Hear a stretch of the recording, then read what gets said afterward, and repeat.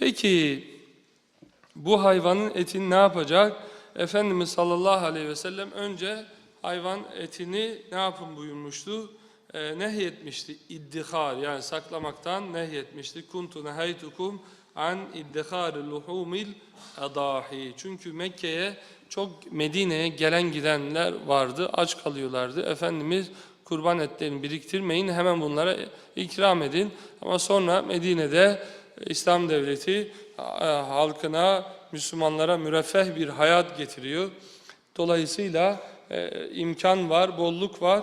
Efendimiz dileyen biriktirebilir buyuruyor. Ama 3 parçaya ayırmak sünnet olan ya da müstahap olan, ne diyoruz? Bir parça evde duracak, bir parça, yani 1/3, diğer 1/3'ü arkadaşlarınıza ikram edersiniz. Diğer 1/3'ini ise onu da fukaraya tasadduk eder.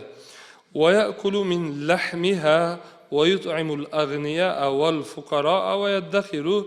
Kendi yer, fakirlere, zenginlere ikram eder. وَيَدَّخِرُ ve biriktirir, kenara biraz koyabilir, yapabilir bunları.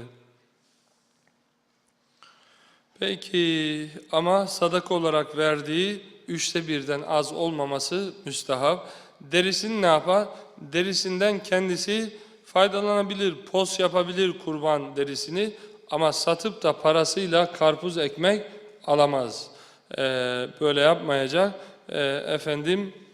Men ba'a cilde udhiyyeti fela udhiyyete leh. Efendimiz buyuruyor ki kim kurbanının derisini satarsa bu adamın kurbanı yoktur buyuruyor. Kurbanı yoktur.